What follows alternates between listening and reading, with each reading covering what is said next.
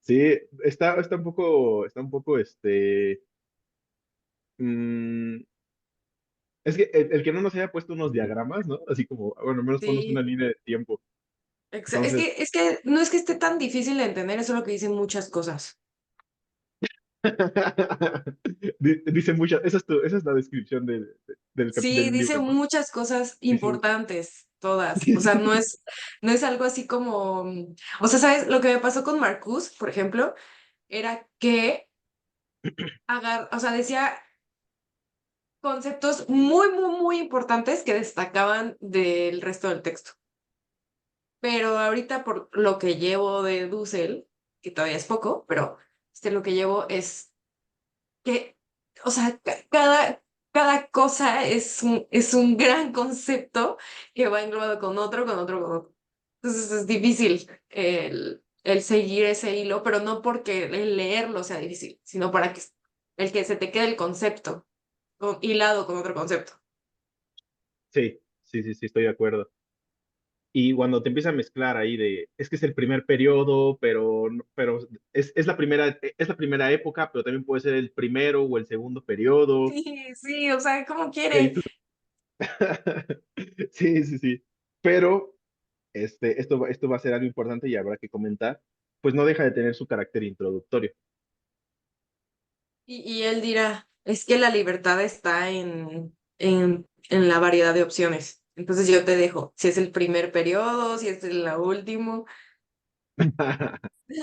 O sea, tú puedes decidir, ¿no? ¿A qué periodo? Sí.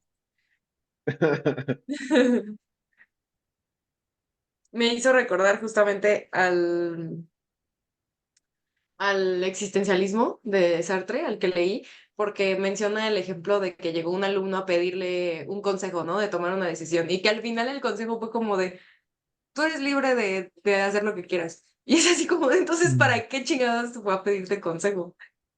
Pero él dice, es que la decisión la tomó en el momento en el que fue a pedirme consejo, porque si hubiera ido a pedirle consejo a un sacerdote o a un militar, Ah, ya sabía hacia dónde se iba a ir el consejo, ¿no? Mm. Entonces, él solo quería como, más bien un apoyo, más que un consejo, así como de alguien que le dijera lo que sea que decidas, estás en tu libertad de hacerlo. ya, o sea, Mm. como si quisiera confirmar lo aquello ya decidido, ¿no? Espera, no te escuché, creo que me trabé yo o no sé. Sí, yo sí te Como, escuché. pero, ok, como si quisiera, como si fuera con, en este caso, fuera con Sartre para confirmar aquello que ya decidió. O sea, Ajá, que en ese sentido, qué tan interesante. Por ejemplo, muchas veces pienso en todos aquí han experimentado aquella sensación que le llaman calor, ¿no? O frío, ¿sí? Pero siempre decimos, oye, como que hace calor. Y, o sea, siempre buscamos esa confirmación con el otro, como si en la comunicación con el otro estuviera esa verdad de que hace calor, cuando tú sientes ese calor. Pero tenemos ajá. como esa necesidad de decir, hace calor y esperar a que el otro nos lo confirme. Mm. Aquí lo estaba pensando como en esa idea de que este cuate ya había pensado su idea y se fue con Sartre nada más para que se la confirme, para que, como en esta idea de no estoy loco, ¿no? No, no soy yo el único que lo piensa así. Entonces, de nuevo, vemos otro grado más de la importancia que tiene el comunicarnos, ¿no? O la importancia que tiene la proyección en el otro, la importancia que tiene todo esto. La reafirmación en el otro, ¿no? Sí, sí, sí, sí. Un otro que termina siendo, en el lenguaje termina siendo como uno, ¿no? Está ahí lo común, ¿no? ¿Esto entra dentro de este sentido común o no? O sea, Ujú. porque imagínate qué pasa cuando tú digas, como acá hace calor, ¿no? Y todos, ¿estás loco? Pues yo tengo frío, ¿no? Entonces ahí ya te preocupas y dices, ¿no? Entonces, Exacto. sí.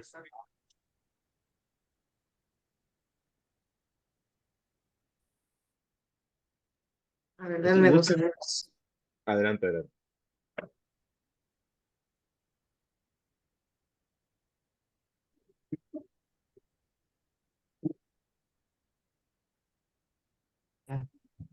Oye, José, hoy fui a correr y te extrañé a ti y a Rox porque nunca había ido a correr sola.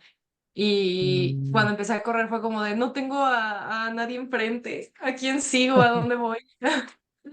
¿Y qué tal? ¿Cómo te fue?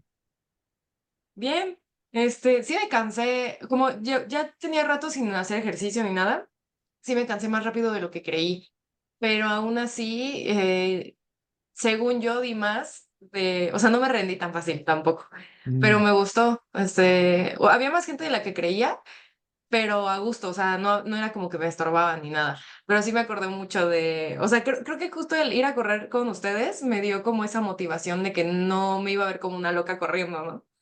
Ay, qué padre. Qué Sí, padre. muy chido. Yo ya no he corrido, pero digo, siempre es bueno ir retomando cosas, Sí, sobre todo poquito a el poquito. ejercicio. Sí, Sí. sí, sí, sí.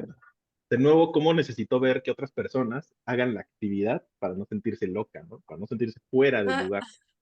Claro, sí. claro. Pero sobre todo también fue que tiene que ver, que para correr tienes que fijarte cómo corres, o sea, no es tan sencillo como que nada Mm. más correr, ¿no? Entonces también en mi cabeza era como, ¿qué tal si lo estoy haciendo mal y me estoy lastimando? Que es justo Mm. lo Pues que decíamos es del lo mismo, calor. ¿no? Es lo mismo del calor, exacto. O sea, Ujú, ¿qué tal si estoy sintiendo un calor que los otros no sienten, ¿no? Y necesito verlo en el otro. Mm. ujú, En parte es lo que hacemos aquí. O sea, hacemos una actividad que po- principalmente es individual, o sea, lees por lo general solo, se puede leer en conjunto, pero por lo general lo lees solo y tienes una plática entre tú y el libro, ¿no?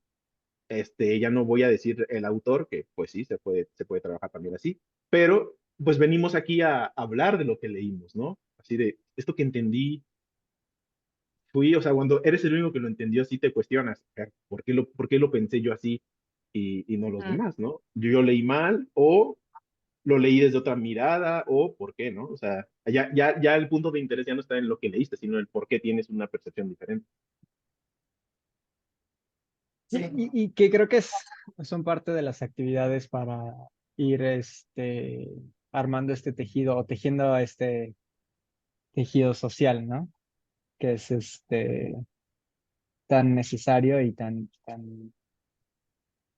bonito también, yo creo. Sí, muy Sí. bonito. Pues Este, es finalidad en sí, ¿no? Ah, sí. aunque también es un medio, pero pues la convivencia ya es finalidad, o sea, ya es el acto de convivir, el acto de compartir, ya ahí culminan las cosas, ¿no? O eso me da la impresión, ¿no? Ujú. Pues creo que es buen momento para comenzar. ¿Vale? Pues Sí. ojalá se conecte más gente, este, pues ojalá, si no es hoy, que se conecten aunque sean las siguientes sesiones.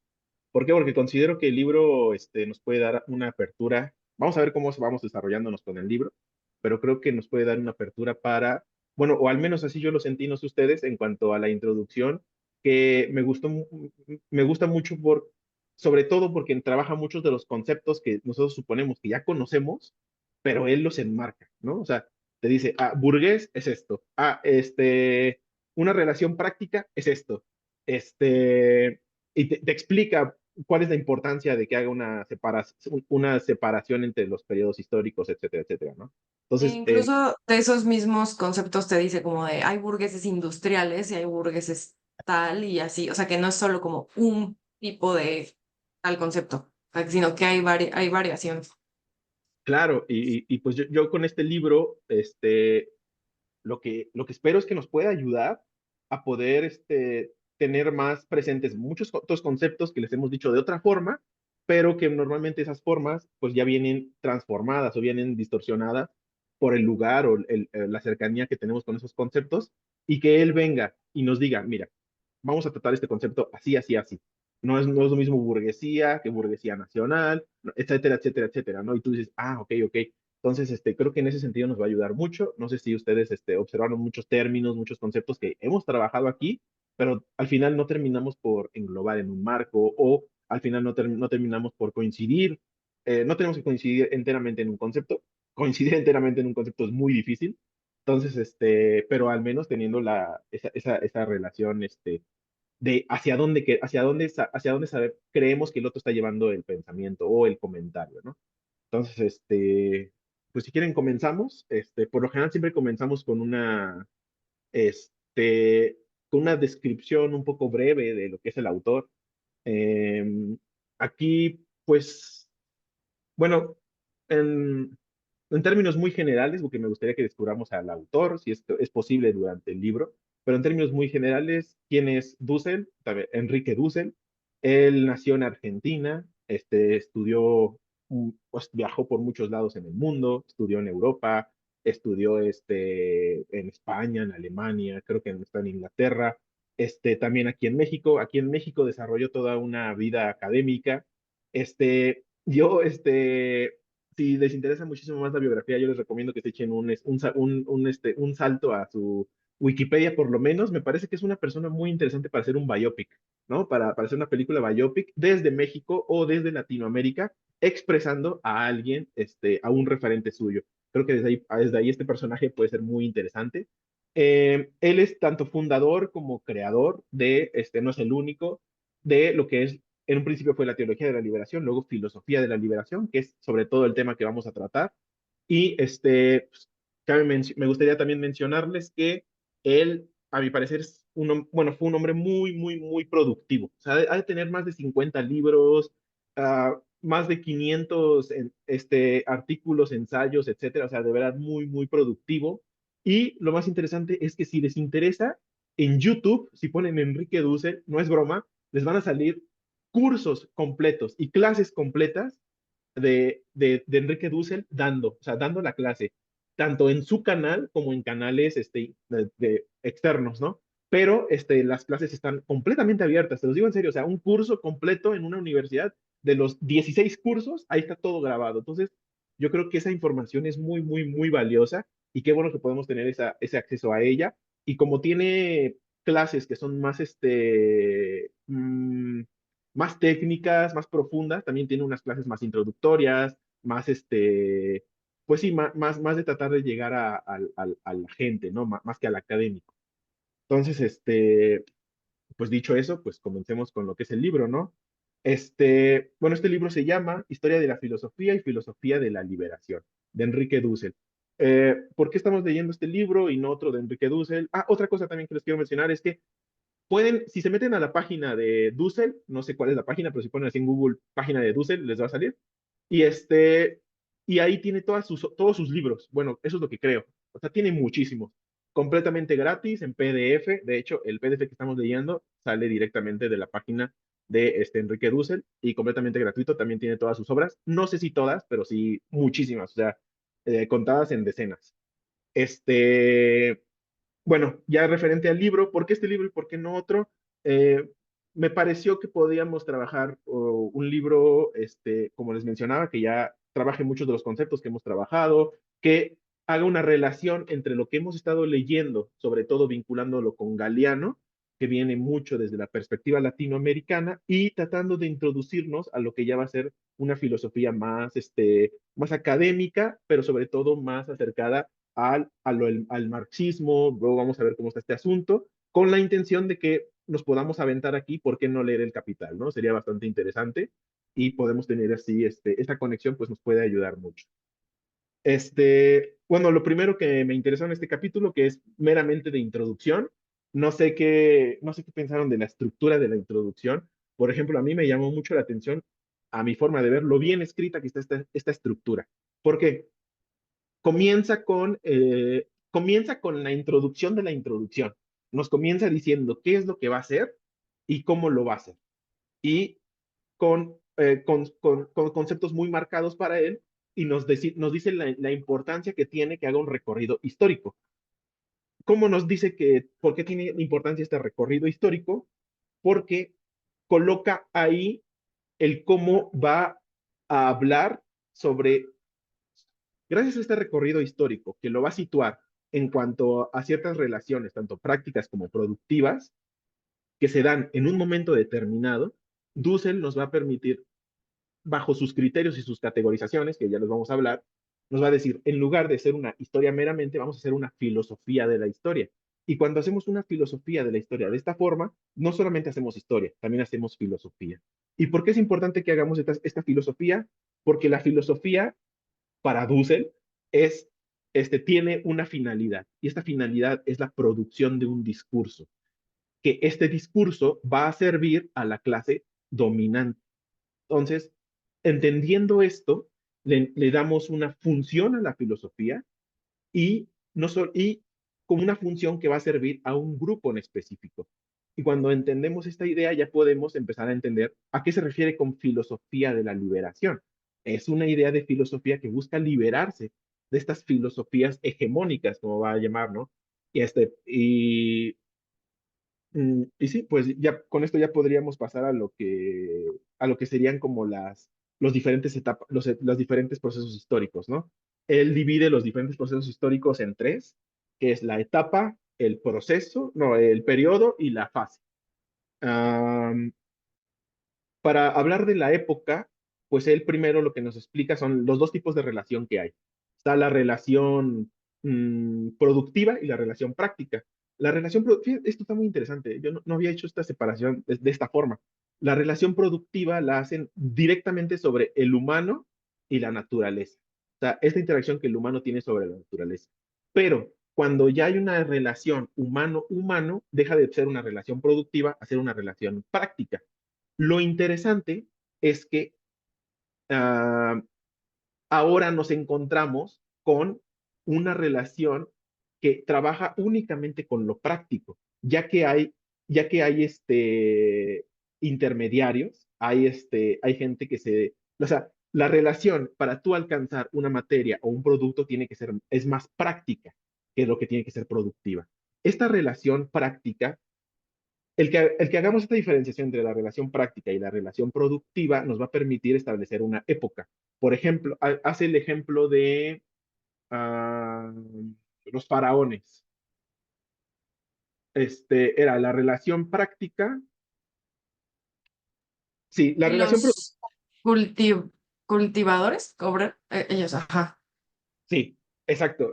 La relación productiva es de los campesinos o de los esclavos cultivando.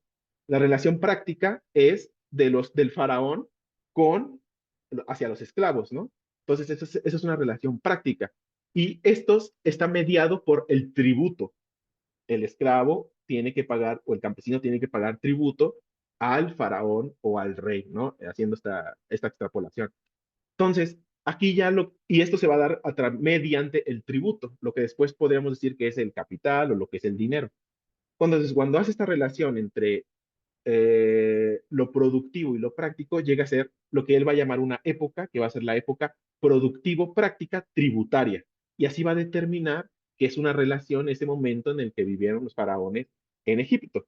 Cuando vemos esto, entendemos así a la época. Entonces, cuando hacemos el recorrido histórico que nos va a señalar Dussel, él va a hacer una separación entre tres épocas en las que va a cambiar la forma en que se da esto, de lo colonial a el nacimiento del capitalismo a el capitalismo en burguesía nacional. Sí, creo que sí era esas. Y y después tenemos lo que es el periodo. El periodo va a trabajar para Dussel únicamente en la relación práctica. ¿Qué significa esto? No va a cambiar la relación productivo-práctica, pero sí va a cambiar la política, o sea, va a cambiar la clase que domina, pero siguiendo el mismo esquema. Eso va a ser un periodo, un cambio de periodo. Y él nos va a hablar como hasta de 9 periodos, si no me equivoco. Entonces, ahorita lo revisamos. Y la fase ya tiene que ver a como lo entendí, ya tiene que ver con el mero diseño, con la mera ideología que se impone. Entonces, entendiendo que siempre va a haber tres fases. Esta nueva filosofía, que lo que cambia es la relación práctica, va a tener al menos tres diferentes fases, que va a ser la primera, que va a ser muy basada en sus antecedentes y en el origen de esta. Ahorita se los digo bien. Sí, que sería la fase de antecedentes y la emergencia de la filosofía. Después sería una fase que le va a llamar el momento clásico o de hegemonía de esa fase, y una tercera fase que viene siendo la de la crisis, la decadencia y la desaparición, ¿no? Entonces, siguiendo esta introducción, que por eso mencionaba lo interesante que es que Dussel lo haya escrito así, porque primero nos pone una introducción de lo que va a hablar en la introducción. Y como estructura para todo el libro, la misma introducción nos va a permitir hacer este recorrido histórico. Él se sustenta con esto, ejerce este marco, y a partir de este marco es que nosotros llevamos a entender cuando se refiera a este a cuando se refiere al lugar de burguesía, se refiere a burguesía nacional, pues ya lo podremos situar en algún punto. Cuando se refiere a la primera emancipación, pues vamos a estar pensando en un Bartolomé de las Casas, o cuando se refiere a una segunda emancipación, pues vamos a estar pensando en otros autores, ¿no? Entonces, de esta forma ya podemos tener ya podemos tener esta filosofía que Dussel llama que no es una filosofía que oculta cosas, porque cuando una filosofía oculta cosas, lo que trata de ocultar es la dominación de la cual viene parte. Entonces, él mencionando que la filosofía de la liberación no es oculta porque expresamente, ¿no? Directamente dice hacia qué opera esa filosofía. Entonces, en ese sentido, ya no solamente hace una historia de la filosofía, o sea, ya no solamente hace historia o ya solamente hace filosofía que va a servir a un grupo dominante, sino que va a ser una historia de la filosofía que va a situar su punto de vista buscando hacia la clase hacia la clase con la cual proyecta, ¿no? Y así es como vamos a ir trabajando esto, o así me lo imagino, ¿no? ¿Algún comentario sobre esta parte de introducción? ¿Algo que les haya llamado la atención? Pues nada más eh, mencionar que sí, estoy de acuerdo con que se me hace un gran tino que hable de lo que va a hablar y que te explique bien con qué se va a referir a periodo y a fase y así. Y también, bueno, estaría de lujo que entraran más personas, pero me alegra mucho que estemos los que estamos porque creo que somos justamente las personas que también leímos a Galeano. Y no sé ustedes, pero a mí me recordó mucho lo que Galeano decía, ¿no? Solo que sirve mucho para complementar cómo va en la historia. Porque recuerdo que Galeano hacía como que saltos y dependiendo del tema iba exponiendo ciertos acontecimientos. Aparte de que él no escribía tan bien, ¿no? Aquí Dussel me parece que se entiende mucho mejor. Y pues sí, por ahora, ese es mi comentario de que como introducción me pareció muy buena. Yo quisiera agregar, Luis, que pareciera que entendí que Dussel es uno de los fundadores de la filosofía de liberación, ¿no? Y que lo que busca la filosofía de liberación es recuperar lo que la filosofía eurocéntrica ha rechazado como no filosófico, ya que no rechaza, han rechazado esta filosofía como latinoamericana porque no no se alcanza a distinguir el paso entre el mito y el logos, ¿no? Y también leía que esta filosofía busca recuperar el conocimiento que muestra que se puede percibir el mundo e interpretar el mundo desde otros puntos de vista, desde otras culturas, y hacernos ver que la filosofía no nació en Grecia, que hay otros países donde ya había filosofía, pero como está como no reconocida como filosofía, pues no le dieron el peso que esta tenía. Pero la verdad es que me gustó mucho entender cómo él aprecia todo el conocimiento que hay fuera de los filósofos griegos y que pues no se valoró, ¿no?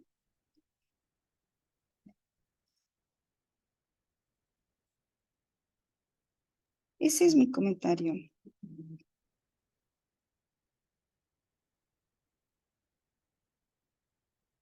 A mí me llama la atención,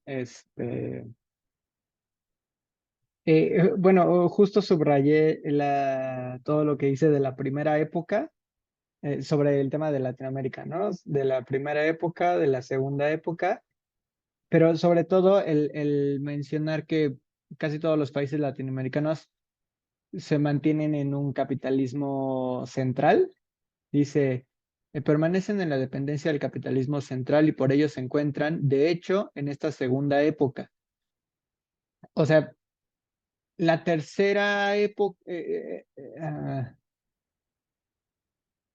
bueno, más bien hace hincapié de que esta tercera época, entiendo que casi nadie de los países latinoamericanos está en esa tercera época. No me queda muy, o sea, entiendo que el nombre de la tercera época es como práctico-productiva postcapitalista, ¿no?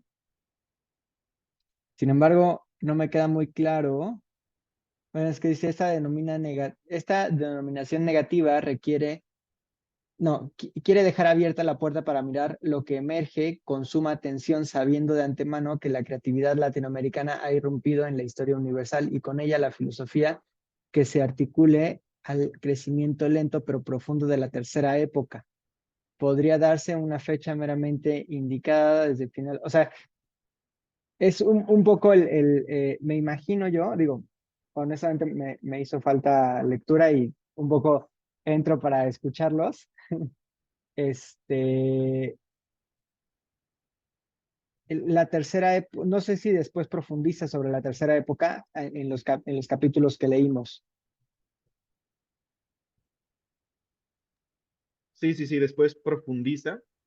Y después profundiza en todas las épocas y la época, la tercera, pues es la última, ya casi no habla mucho de ella. Pero, a como yo entendí esta separación de las épocas, hay que entender que las épocas, o sea, ok, tenemos época, periodo y fase, ¿no? Entonces, época hay que visualizarla como diferencias en siglos de años. O sea, por ejemplo, el paso del feudalismo al capitalismo, que esa sería la primera época de la filosofía latinoamericana, que es sobre todo que la lleva aparte el burgués.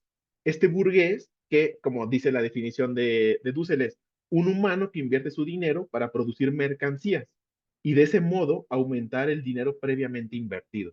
Entonces, ¿cuál era la diferencia antes? Que es más colonialista.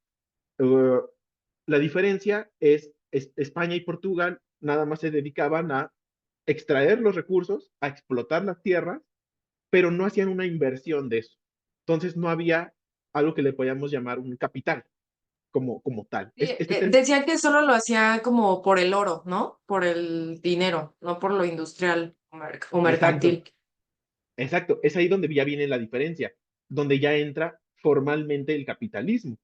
Y aquí esa va siendo la primera época de la filosofía latinoamericana, en la cual se invierte el tesoro como capital para producir industrialmente mercancías y la economía es dirigida a la acumulación de dinero para comprar mercancías, a diferencia de lo que se hacía antes, que no se buscaba esa inversión, ¿no? O sea, no se buscaba este círculo en el cual la mercancía al ser invertida, va a tener muchísimo mayor capital, o sea, muchísimo mayor ganancia.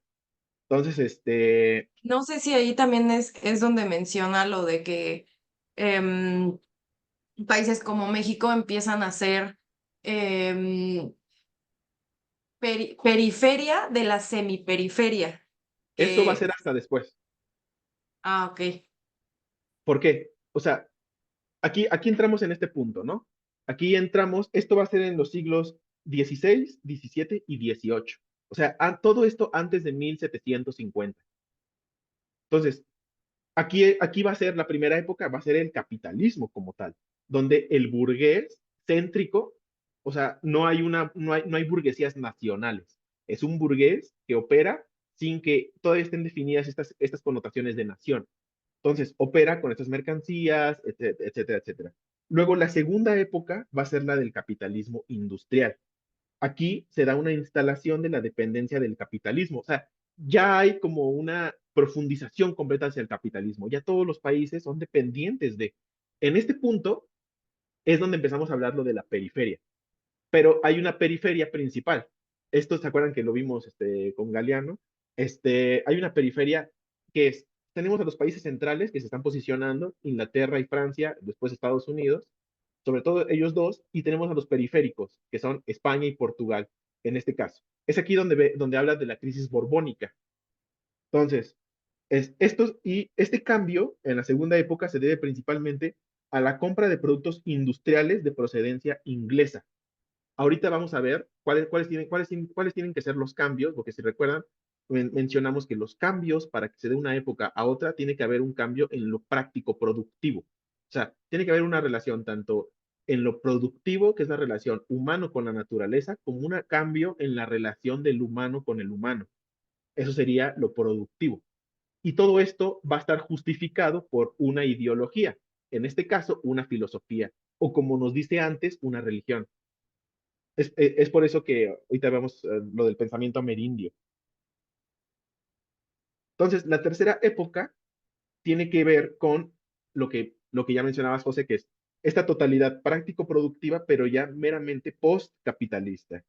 Esto se da a finales de 1950 y esto se da por un momento de la crisis del populismo. Vamos a ver que es aquí donde, cuando empieza el populismo, empiezan las burguesías nacionales. Esta burguesía nacional son las burguesías que ya son lo suficientemente fuertes como para anclarse nacionalmente y como para poder ellas desarrollar su capitalismo. En esta idea de las naciones como desarrollistas, en esta idea de que la nación desarrollista va a tomar bajo esta idea de que tenemos que hacer el desarrollo, pero auspiciada con la ciencia y la tecnología extranjera. Pero bueno, entonces tenemos las épocas, tenemos los periodos, que como les mencionaba, es solamente práctico, o sea, no se cambia la relación productiva, nada más se cambia la relación práctica, o sea, nada más se cambia la política, nada más se cambian las relaciones políticas, o sea, nada más se cambian las relaciones entre humano y humano, pero la misma relación hacia la naturaleza va a ser la misma. Y de esta forma se establecen las clases. Eso está muy interesante, cómo todo lo engloba. O sea, que haya una época no significa que va a ser la misma clase la que va a estar dominando. Las clases van a ir cambiando y esto va a ir cambiando por los periodos y las fases van a responder a estos periodos. Y así, pues cuando llega una nueva clase, pues tiene que ejercer su hegemonía a través de ejercer una totalidad histórico concreta. Y esto lo hace sirviéndose de la filosofía. Entonces es ahí lo importante que tengamos filosofía por eh, todas esas propuestas de quitar la filosofía de la educación. Justo es lo que mencionaba Ana de que había más filosofía que los de Grecia, que cuando leí eso fue como de, pues, obvio, ¿no? O sea, como que no lo había procesado, pero sí es, o sea, sí es evidente la importancia de cuestionarse, bueno, y entonces los griegos inventaron la filosofía o sea, ¿qué pasa con el resto del mundo? Y Dussel menciona algo de que es como un pensamiento no catalogado como filosofía nada más porque sigue esos métodos que había dicho Aristóteles, ¿no? Sí, exacto. Pero ahí, bueno, justo yo leí, bueno, eso sí lo leí, porque es lo primero que viene, pero me llama la atención porque, o sea, yo lo entendí diferente, porque yo lo que había entendido de lo que dijo fue que, o sea, que se entendía, déjame, lo estoy buscando, ¿eh? O sea, pero lo que entendí fue que no se puede, o sea, que se debe de denominar, o sea, que había 4 fases, ¿no? Bueno, no recuerdo si dijo fases o dijo, según yo dijo fases, pero aquí está. No, ajá. Dice, en Latinoamérica pareciera que ha habido 3 épocas, estructuras, tal, tal, tal, tal. Ah, sí, exacto, es aquí. Estructuras práctico-productivas, ¿no? Que es lo que dices, ¿no? Práctico, relación humano con humano. Ah, no, este es Sí, humano con humano, no, nada más, ¿no? exacto. Práctico-productivas. Ajá. No, son las dos. Productivas Ah, tiene que ver con el productiva es humano. con el... No, me habías dicho que práctico tenía que ver con el humano y productivas con la naturaleza, ¿correcto? Exacto. Ya. Luego dice, definibles con cierta claridad. Le dice, si dejamos de lado el momento del pensamiento prehispánico y que se le denomina pensamiento, y no propiamente filosofía, ya que este, la idea puede ser el centro de una ideología vigente, pero no es metódica, ¿no? Al grado que lo exige lo que llamamos filosofía. Yo no lo entendí tanto como un tema necesariamente eurocentrista, no lo sé, pero, o sea, yo lo entendí más, digo, entiendo que la metodología de algún lado viene, ¿no? Pero yo entendía que un poco cuando dice que no es metódica, entiendo que no tiene el rigor de, este, eh, el rigor necesario para estructura, para tener toda una estructura que haga que se llame filosofía, ¿no? Y a mí eso me llama mucho la atención porque creo que también, y digo, ya me voy a desviar y voy a desvirtuar esto, pero creo que también es muy común, bueno, no sé qué tan común sea, pero me parece que es común que la gente tenga una filosofía de vida, ¿no? Mm. O utilice este concepto de filosofía cuando debe de, o sea, cuando la filosofía tiene cierta estructura metódica, necesaria para realmente ser filosofía, ¿no? Y que incluso, yo creo que Dussel es partidario del reconocimiento del pensamiento prehispánico, que incluso él no nombra filosofía al conjunto de pensamientos prehispánicos, porque no tienen la suficiente este, eh, estructura metódica, por decirlo de alguna forma, para poder ser una filosofía, ¿no? Yo le entendí así, Eh, ¿no? me Sí lo parece que no, entendí más. o sea, iba a decir que me Este, parece que, adelante. Era que ya entiendo tu punto, José, pero yo sí lo entendí como más diciendo que era más eurocéntrico en el sentido de que como llegó toda esta invasión o descubrimiento de América, que me encantó que dice descubrimiento y dice como más bien invasión, este, no hubo esa posibilidad de darle este método al pensamiento que ya había pues en América Latina, ¿no? Sea cual sea el que estaba ahí, y que por el simple hecho de no contar como que con esos nombres, esas etiquetas metodológicas de Grecia, entonces no es catalogado filosofía, sabiendo que eso es conveniente para los invasores, ¿no? Para los colonialistas. Vea, nos estamos confundiendo, porque ustedes están hablando de dos momentos diferentes en la historia. Mariana está refiriendo a una Latinoamérica ya formada y José se está refiriendo a lo que viene siendo lo prehispánico, ¿ok? Entonces, para Dussel, y de nuevo, a como yo lo entendí, pues, yo estoy en común con los dos, pero creo que nos estamos refiriendo a diferentes contextos. El primero, que viene siendo lo que él llama el pensamiento amerindio. ¿Por qué le llama pensamiento? Porque considera que no están las estructuras lo suficientemente, o sea, no hay una necesidad cultural para tener que, con los símbolos que han creado, tener que abstraerlos para desarrollar una necesidad ontológica. Así es, o sea, Sí, no hay esa exigencia, sí, exacto, o funciona. sea, exacto. ¿Por qué? Porque no es necesaria. O sea, en su estructura no es necesaria. O sea, ellos tienen su religión y su religión tiene todo. O sea, tiene ya la filosofía con la que van a vivir. Bueno, de nuevo, ese es un tema muy interesante, ¿no? La Pero forma en la que van a vivir. Ajá. la forma en la que van a vivir, el cómo piensan, el cómo se consideran, cuál es su relación con la naturaleza, toda esta cosmovisión. Pero no termina siendo una filosofía porque no tienen que desarrollar una argumentación ontológica. Aquí hace una diferencia muy interesante en eso.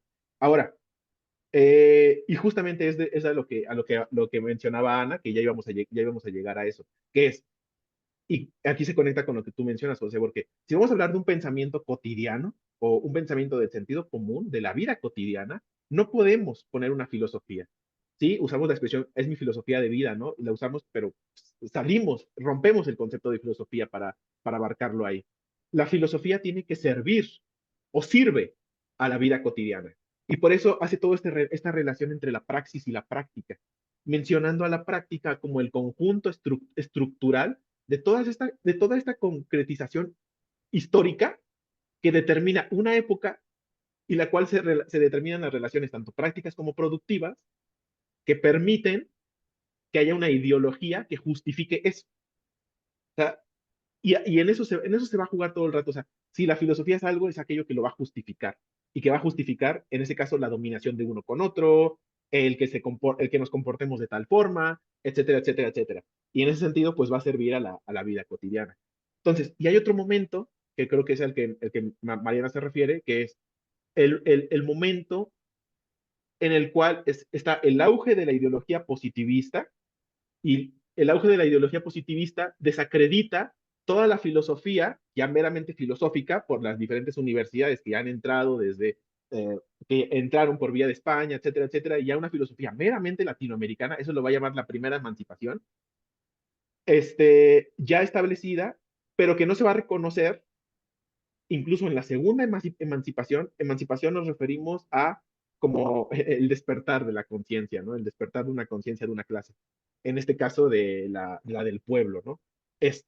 Va a llamar una segunda emancipación, pero que esta no va a ser reconocida por los europeos, porque los europeos tienen una ideología muy positivista, ya al punto de cientificista, y va a desacreditar lo que se origine acá porque no tiene un rigor científico. O sea, fíjate cómo ya no solamente se pide religión, no. O sea, ya no solo se pide mitología, no, no, no. También se pide una filosofía, pero después ya no solo se pide filosofía, se pide filosofía con una base científica, ¿sabes? Entonces, es así como va modificándose este método.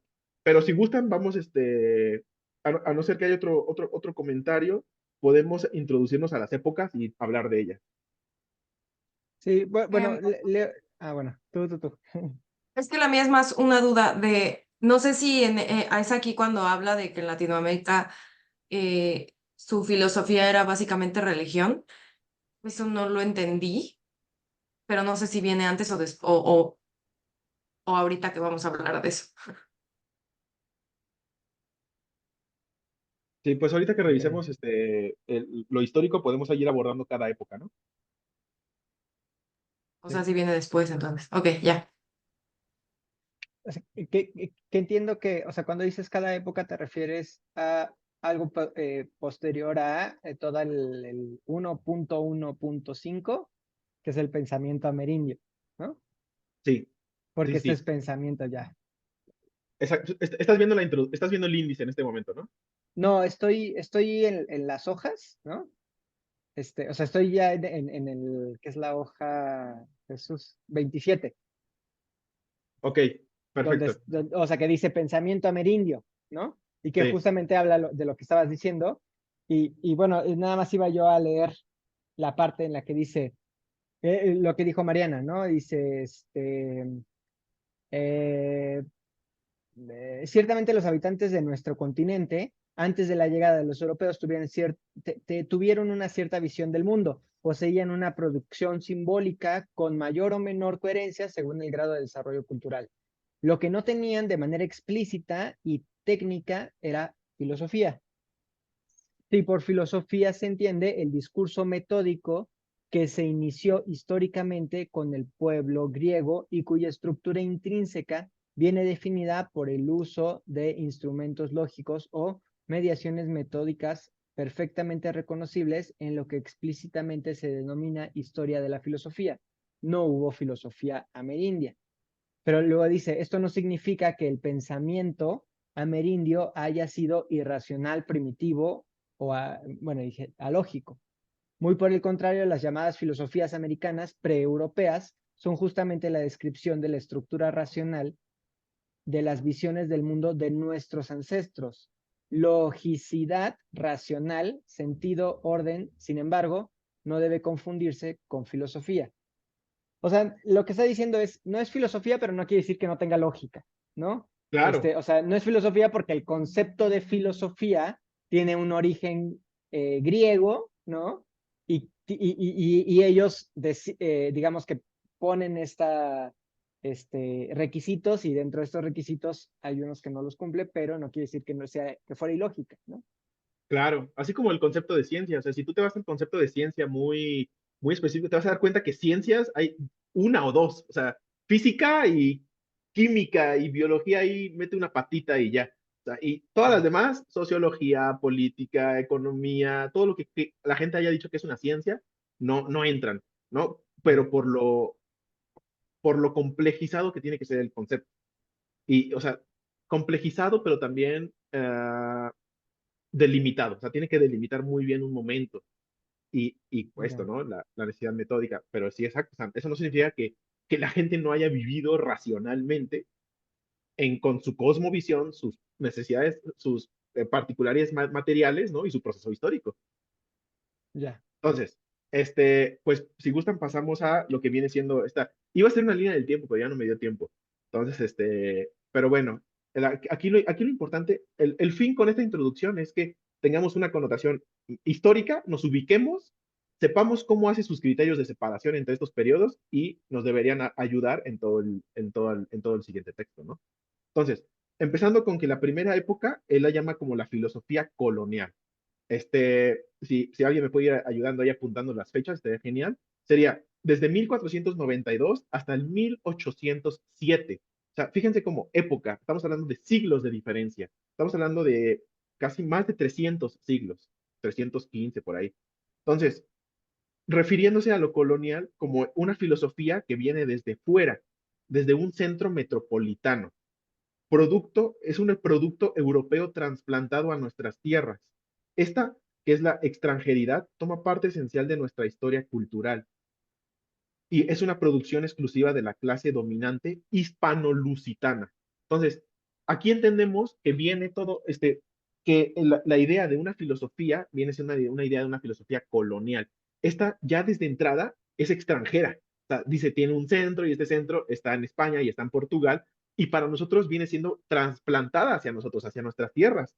Pero ¿qué pasó con lo que hablamos hace rato? O sea, si hablamos que no podemos hacer una filosofía o no podemos trasplantar una filosofía sin entender las condiciones materiales a las cuales está sujeta y esas condiciones materiales tienen que ver con la tierra en el lugar, geografía, más el contexto histórico con el que ha evolucionado, etcétera, etcétera, etcétera, pues la filosofía no podemos trasplantar una filosofía de fuera para ponerla aquí, ¿no?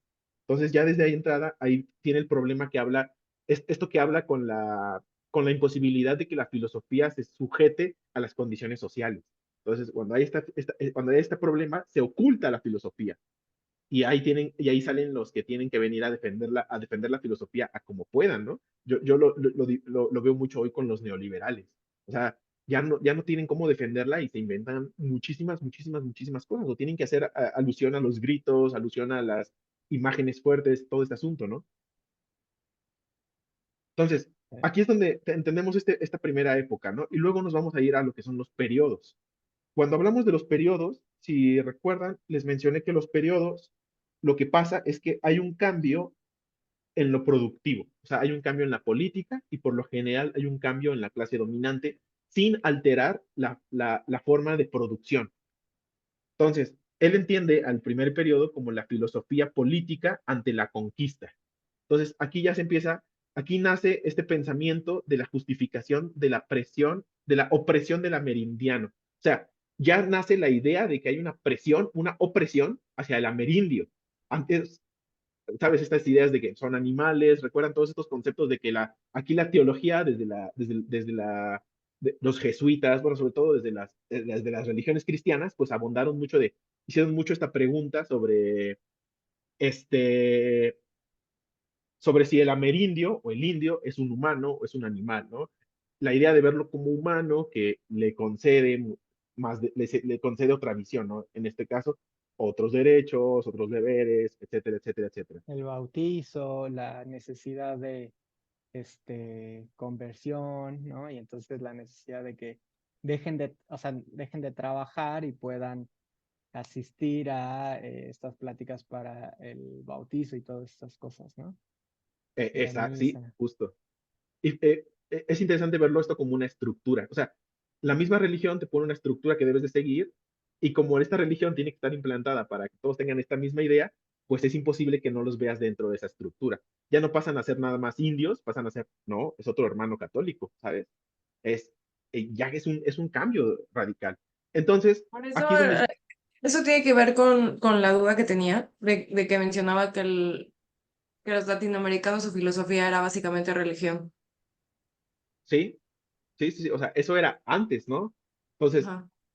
que era el amerindio, ¿no? O sea, tratando de usar los conceptos de Dussel, el amerindio tenía esta connotación, ya luego llegan las universidades y los jesuitas, todo este asunto que va a cambiar esto, ¿no? Pero aquí en este primer periodo se da algo muy importante que es esto que todavía estamos tratando de romper, que es el pensamiento del derrotado. O sea, nosotros como amerindianos o como generación de ellos, pues tenemos este pensamiento del derrotado. Y aquí la filosofía es un instrumento de la praxis política en vista de compromisos concretos en relación con las estructuras de un capitalismo mercantil, en estrecha vinculación con los centros de poder de la península ibérica. Entonces, si recordamos las venas abiertas, hablábamos de que sí, quienes invadieron fueron los españoles y los portugueses, pero siempre hubo una relación con los ingleses, con los franceses, ¿no? Y aquí ya se va a ver viendo, porque hablamos de capitalismo, los inicios del capitalismo, sin que sea después un poco postcapitalismo o una burguesía nacional, ¿no? Sí, Aquí él habla, que cuando sí, sí, mencionas la relación te refieres a, o sea, España, por ejemplo, se robaba de aquí el oro, toda la riqueza, pero en realidad la usaba para comprar las mercancías que se estaban industrializando o que se llevaban, pues sí, que se hacían en países como Inglaterra, en países como Francia. Y entonces, esa es justamente la relación, ¿no? Nosotros éramos prestamistas de España que gastaba y los otros que le vendían a España, ¿no? Sí. exacto, pero eso va a llegar en los siguientes periodos. O sea, Sí. aquí es donde él hace la diferencia. O sea, se mantiene es muy interesante esto porque fíjense, seguimos en la misma etapa. ¿Qué significa esto? Se mantiene la misma línea productiva, pero va a cambiar la clase dominante. Es ahí donde entra el diferente periodo. Entonces, ya cuando hablamos bueno, aquí también introduce lo que es una primera fase. Entonces, estas primeras fases, si recuerdan, les dije antecedentes, hegemonía, desaparición. Entonces, una primera fase aquí direccionada a lo que es la filosofía de la liberación. Y aquí habla de Bartolomé de las Casas, que es de lo que hablábamos, esto de poner al indio en posición dentro de la religión, ¿no? Y Bartolomé ya hace una crítica de la operación en favor de los dominados. Y aquí es donde se introduce el término de intelectuales orgánicos, de una etnia y un pueblo explotado. Me imagino que últimamente han escuchado la palabra intelectuales orgánicos. Esta palabra viene de la filosofía de Gramsci, que se refiere a filósofos o no filósofos o intelectuales que ya operan desde una lógica, por eso les llaman orgánicos, o sea, ya operan, el intelectual orgánico neoliberal ya opera desde un principio con la ideología neoliberal y lo que va a hacer es trabajar con ella. Entonces, pase lo que pase, va a seguir desarrollando esta filosofía. Entonces, aquí ya hay intelectuales orgánicos propiamente, eso es muy importante, propiamente de esta idea de que el amerindio es un oprimido, entonces hay que ir en favor de los dominados. Esa viene siendo la primera fase que corresponde con la primera filosofía de la liberación. Esto es muy importante porque desde ahí empieza esta historia de la filosofía de la liberación. Luego vamos con el segundo periodo. Esto está muy loco, ¿no? Etapas, periodos, fases, pero este es el segundo periodo. Aquí hay una primera normalización filosófica. Esto va desde 1513 a 1700. Y es aquí donde hablábamos seguimos en la época colonial, se da una primera normalización desde la época colonial, perdón, estamos ya en lo que viene siendo la época capitalista o la época ante la conquista. Aquí es donde se dan las universidades en México y en Lima, que ya tienen un rango como los que tienen en España. Y entonces, en 1553 empiezan a estudiar las artes y porque se enseñan las artes, se enseña la filosofía a un nivel universitario. Y como se Y enseña a eso un... está curioso que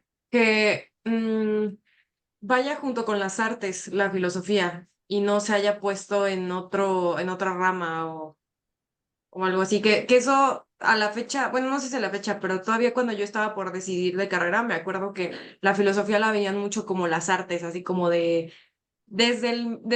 cosas despectivas, así como de te vas a morir de hambre si eres escritora o filósofa, hasta decir esto es de humanidades, ¿no? A artes y filosofía. Qué interesante y qué bueno que adelante, José, ibas a contar. ¿no? ¿Cómo? No, yo no. Ah, bueno, perdón. Esto es muy interesante lo que mencionas porque hay que pensar que ahorita estamos pensando de una forma escolástica. O sea, aquí la filosofía que domina es lo que Dussel llama la segunda escolástica. No sé si recuerdan que habla de la primera, la segunda, la tercera. Pues aquí nos enseña lo que vienen siendo las fases de una idea. Entonces, en estas fases, esta filosofía escolástica es la que domina, la que justifica la dominación. Y es muy interesante porque aquí es lo que mencionaba Ana, ¿no? O sea, cómo diferentes filosofías coexisten, pero una va a ser la dominante. Y vamos a ir viendo, por ejemplo, aquí fue la escolástica y luego le va a dar paso a lo que va a ser la liberal, positivista, etcétera, etcétera, etcétera. Entonces, en este segundo periodo, lo que domina es la segunda escolástica, la cual fue, de las escolásticas, fue la hegemónica, como hablábamos de las fases. Este, y relacionado con lo que mencionas, Mariana, pues en la filosofía escolástica, pues le daban mucho valor al arte, le daban mucho valor, porque la relacionaban mucho con la religión, le daban mucho valor a la filosofía porque la relacionaban con la teología. Entonces, era todo aquel que estaba en la universidad, de hecho, de ahí viene el concepto de universidad, tenía que ser más centrado en lo polímata, a diferencia de hoy en día que estamos más centrados en lo específico. O sea, eran más universales. O sea, tenías que saber de todo, ¿no? Entonces, luego Y vamos ahí a un... está, perdóname, ahí voy a hacer un paréntesis. Y perdón que, o sea, es que lo vas contando y voy siguiéndote en el PDF y voy leyendo. Y, o sea, menciona el punto de, o sea, a veces siento que pierde su peso el decir hegemonía, porque no tenemos bueno, no sé, o sea, no sé si todos lo entendemos de la misma forma, ¿no?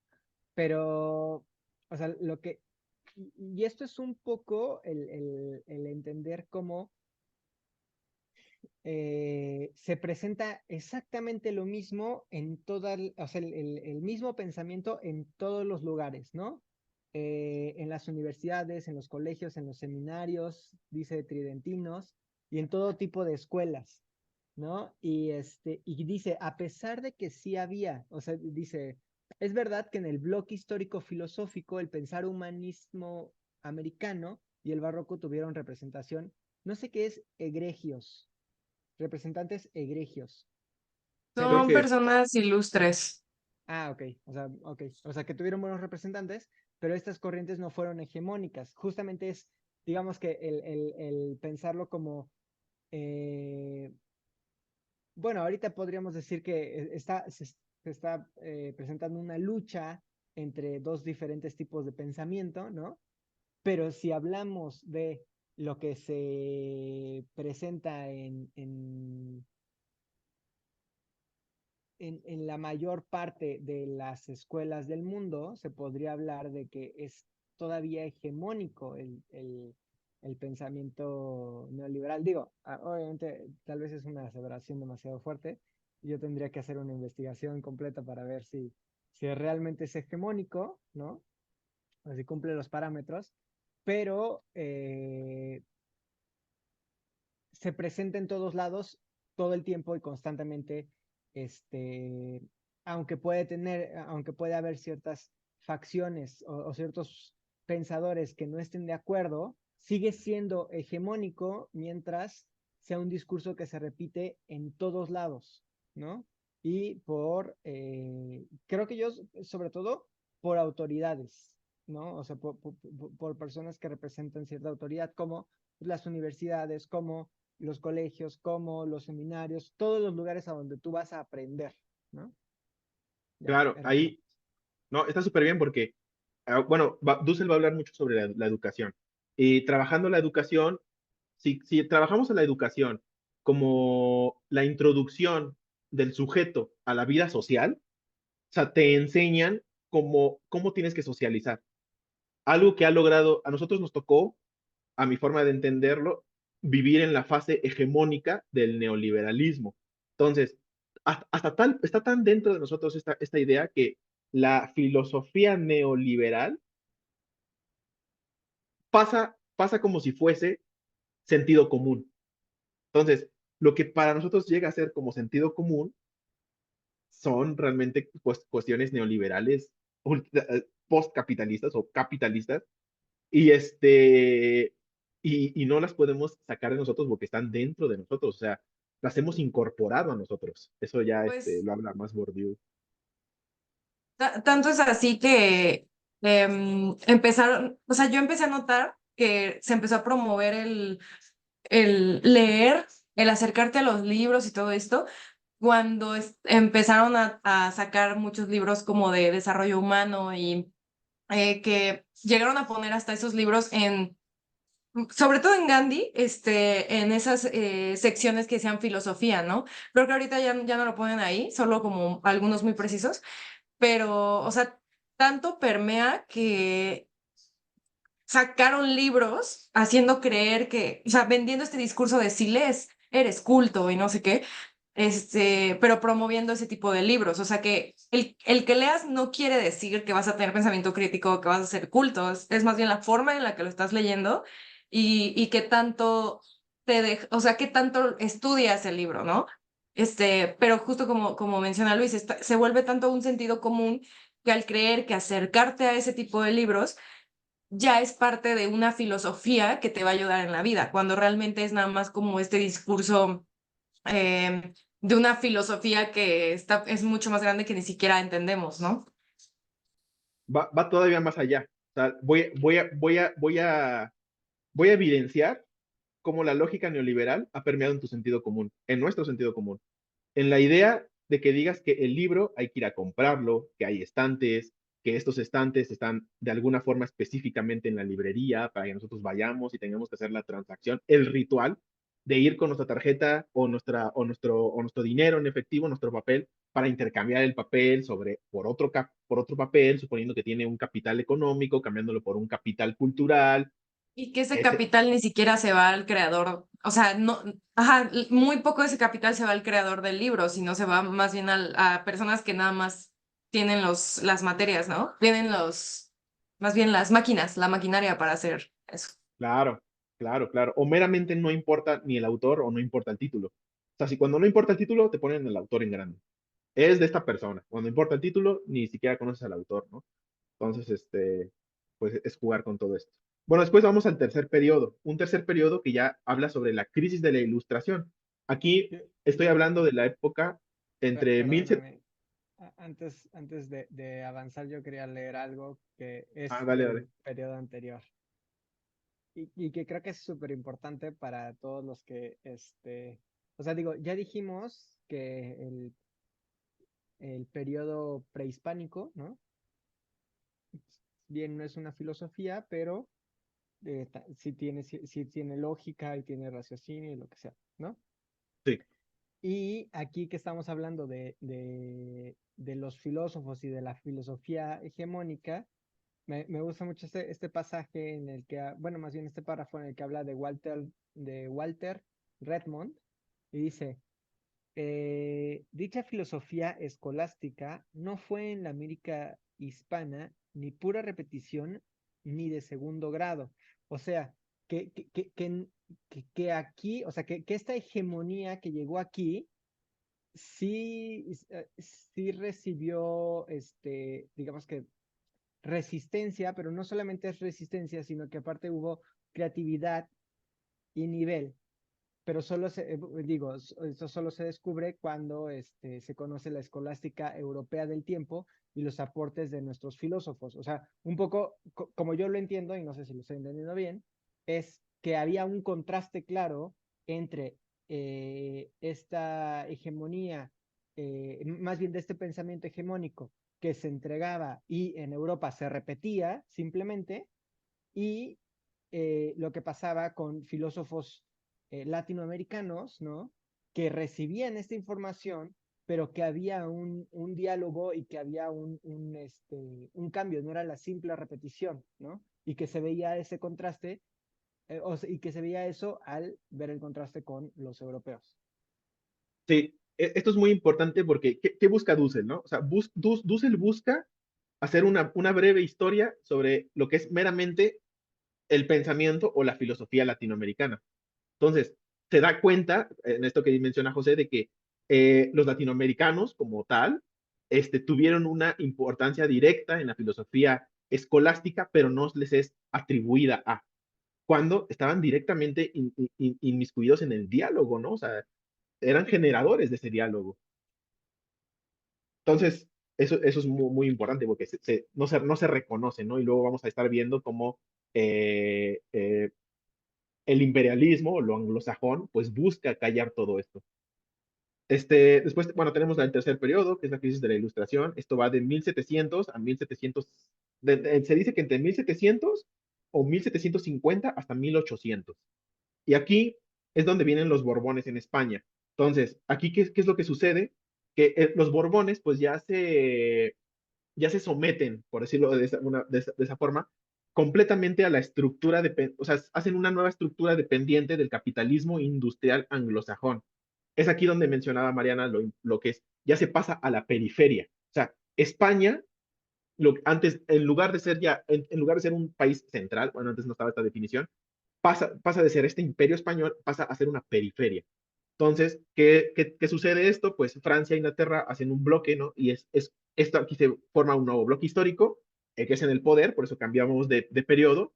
Hay una nueva ideología dominante y por ende hay una nueva filosofía, ¿sí? O sea, voy a explicar sus categorías. No hay un cambio de etapa, porque no cambia la relación productiva, pero sí hay un cambio de periodo, porque cambia la política, o sea, cambia la relación práctica, cambia quién es el dominante. Y este dominante viene con una nueva filosofía que le justifica por qué es el dominante. A ver, ¿Sí? espera. Otra vez, no hay qué, pero sí hay. Sí, etapa. La etapa tiene que ver con un cambio en la relación práctico-productiva. Ajá. O sea, Pero lo que mencionaste ahorita, el periodo, este sería el tercer periodo dentro de la primera etapa, el periodo tiene que ver con cómo se alteran las relaciones prácticas, entendiendo las relaciones sí. prácticas como la relación humano-humano, o sea, política. Ajá. Pero lo puedes decir con el ejemplo que dijiste ahorita, con el que estabas hablando ahorita. Es que Así dijiste, lo, no hay un cambio de tal, porque tal. ajá, Ajá. o sea, estamos en este Imperio Español, Ajá. o sea, dentro del capitalismo. ¿Qué significa esto? España y Francia explotan la tierra, sobre todo de países en América, se llevan ese material, se lo llevan para Europa y en Europa lo hacen entra a la industria y sacan una mercancía de él, ¿sí? Pero todavía no se ha o sea, pero todavía no hay un sometimiento, por decirlo de una forma.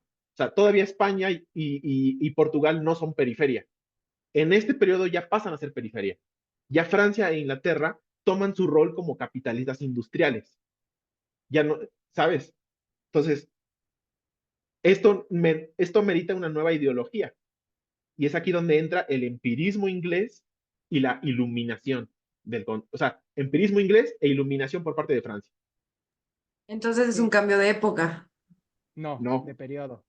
exacto. Esa era mi duda del Es que, o inicio. sea, ya sí, lo que estaba diciendo a tu pregunta, Mariana, lo que quería saber era, y lo que dijo Luis, fue que no cambia la relación práctico-productivo, que es justamente esta relación del humano con la naturaleza y del humano con el humano. O sea, esa relación sigue exactamente igual, simplemente que los que están liderando esta hegemonía filosófica ya no son los españoles, ahora son los ingleses y los franceses, ¿no? Entonces O cambia sea, el hombre, hombre. periodo, ajá, o sea, por eso cambia el periodo, pero la Ya. forma de relacionarse tanto con la naturaleza como con el humano es exactamente la misma. Ok. Exacto. En términos de historia de la filosofía, pasamos de una filosofía escolástica a una filosofía del empirismo inglés y de la ilustración, que es sobre todo francés, que estas después nos van a dar al positivismo. O sea, nos vamos dando cuenta cómo vamos haciendo estos cambios, ¿no? A lo que va después a ser liberal, etcétera, etcétera, etcétera. Entonces, bueno, tenemos esto del empirismo inglés y es muy interesante. Aquí quiero mencionar esto porque me parece muy importante y Dussel lo enmarca. Dice, pero ¿qué pasa en América, sobre todo en México? Pues se da la aparición de la Virgen de Guadalupe relatada por Fray Servando de Mier. Y esto se da en el 1794, que puede que haya tenido, ojo, más impacto que incluso o sea, haya tenido, o sea, mejor dicho, el hecho de que tengamos el símbolo de la Virgen de Guadalupe tiene más impacto que lo que puede tener una filosofía revolucionaria de Rousseau, o sea, que viene siendo de la ilustración, aquí en México o en Latinoamérica. O sea, nos damos cuenta de esta importancia y cómo no señalamos esto como un acontecer revolucionario, cuando este símbolo se ha trabajado hasta hoy en día, ¿sabes? O sea, hasta hoy en día el partido tiene ese atributo, o sea, se consideran una continuación histórica de todo esto. Este, entonces aquí lo que les mencionaba, y es aquí lo que mencionaba Sana en cuanto a cómo vemos opacadas otras ideologías. La historiografía liberal, o sea, el hacer histórico de los liberales, ha deformado la historia al proyectar un conservadurismo a toda la historia pasada.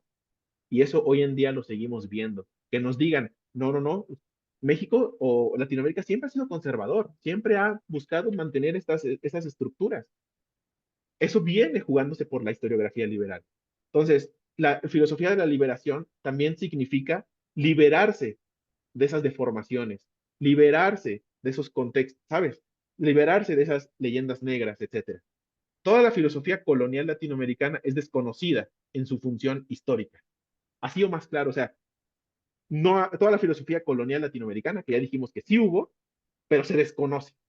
¿Por qué? Porque los liberales se han encargado de que así sea. Yo, yo, yo ahí tengo duda porque, o sea, estoy en, eh, eh, a ver, Oye, José, ¿puedes mover tantito tu micrófono? Es que te escucho súper bajito. ¿sí? ¿Me escuchas Eh, igual? sí, es que en un inicio no te escuchaba tan mal. Pero bueno, si no, no importa. No sé por qué. Mm, Y A si te ver, quitas uno y hablas directo, a ver, ¿ahí me escuchan? ¿Igual de mal? pues yo te escucho bien, pero yo te escucho directamente en mi oído. Ahí. No te preocupes, no te preocupes. Tú dale. A Yo te ver, escucho bien, o sea, sí te escuchas, ¿no? ¿ahí me escuchan mejor? Mucho mejor. Sí. Sí, ok, vale. Este, a ver, es que, perdón que vaya un poquito más lento. Eh, a ver, ahorita ya pasaste del tercero al cuarto periodo, ¿no? Ahorita estamos en el tercero, exactamente en el Ah, ok. tercero. Ajá, es que dentro del tercero hablan de los jesuitas, ¿no? Sí, Y con los jesuitas, o sea, se habla de este choque entre el nuevo régimen y el viejo régimen. Al final, los dos lo que quieren es seguir manteniendo esta dependencia en América Latina, ¿no? sí. Sin embargo, eh, ahorita todavía no me queda muy claro.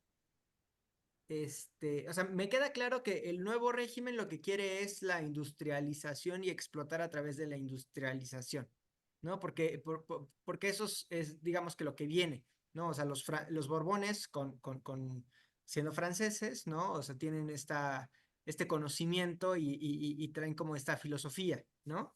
Sin embargo, los jesuitas tratan de mantener este régimen anterior. Sí. A mí no me queda claro cuál es la ideología de los jesuitas. Los jesuitas tienen una bronca con los borbones, con los franceses, con el capitalismo industrial y con lo centroeuropeo. ¿Por qué? Dussel no lo especifica. Mm. Pero el hecho de que esté esta bronca con esta ideología y que los jesuitas estén muy fuertes en México, todavía en ese momento también, este, era la ideología que estaba en contra de lo que ellos buscaban decir. Entonces, llegan bueno, todavía no eran liberales, ¿no? Llegan y te dicen los ingleses y los franceses y los españoles y los portugueses que tienes que hacer esto y esto y esto y esto, y esta es la ideología, y fíjate cómo nos lo justificamos. Y lo justificamos por esto y esto y esto y esto. Y los jesuitas estaban del otro lado diciendo, no, no, no, no, no, fíjate cómo esto y esto y esto y esto y esto.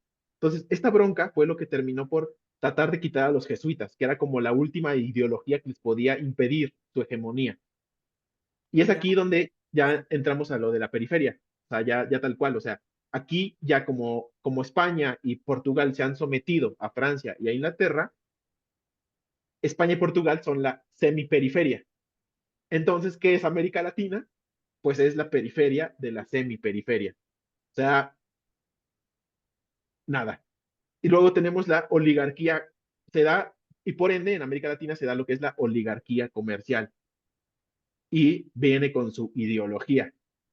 Esta ideología es el colonialismo. O sea, la idea de está bien que tengamos colonias.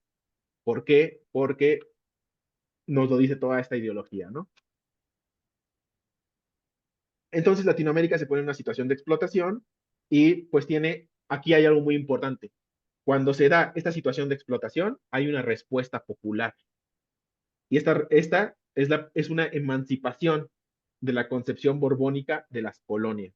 O sea, fíjense cómo Dussel trata de ser muy preciso. O sea, no te dice, es una emancipación del eurocentrismo, no, te dice, emancipación de la concepción borbónica de la colonia. No de la concepción de la colonia de los ingleses, no de la concepción de la colonia de otro, no, de la borbónica. Y esta irrupción de una nueva generación contra la dependencia española debe ser estudiada como una filosofía que piensa desde su contexto. De nuevo, filosofía de la liberación. Lo importante que es pensar desde tu contexto.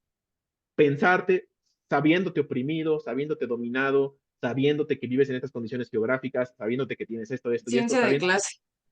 conciencia de clases, memoria colectiva, no podemos permitir que nos la rompan, que la transformen, que la deformen, etcétera, etcétera, etcétera. Entonces, aquí es lo que propone, pues bueno, no propone, se da una nueva educación. Y esta educación que busca preparar a los sujetos aptos para emanciparse de España. ¿Qué pasó después?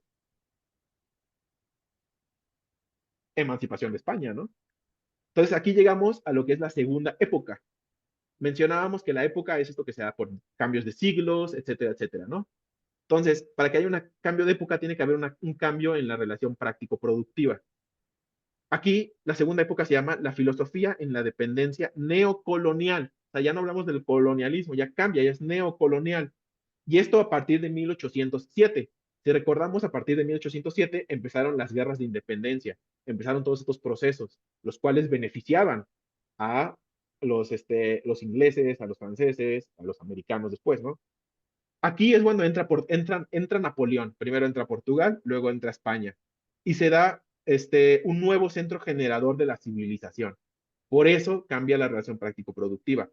Ahora la industria, se forma la industria. Antes había capital, pero ahora es capital industrial. O sea, ya tenemos una producción masiva de cosas. Este dinero se invierte para la producción de mercancías y esas mercancías adquieren por la circulación más dinero. Es un círculo en la reproducción del nuevo fetiche del gran dios. Aquí Dussel, ¿no? Poniendo así, o sea, refiriéndose al dinero y a esta circulación.